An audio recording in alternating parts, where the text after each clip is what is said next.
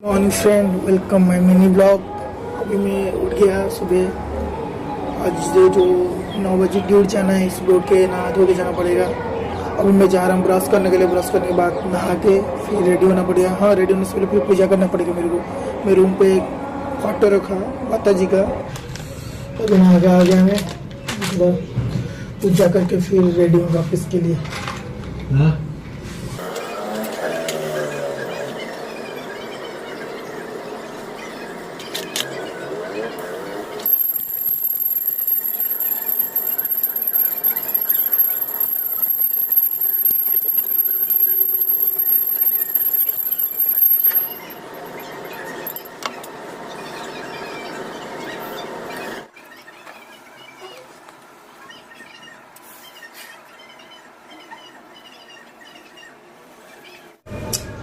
पूजा खत्म हो गया।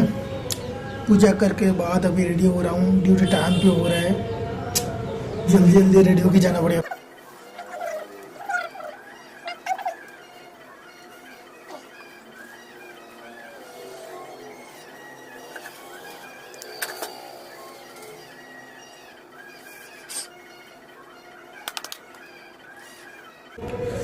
आगे कैमरा मिरर दरकार है पड़ोगी।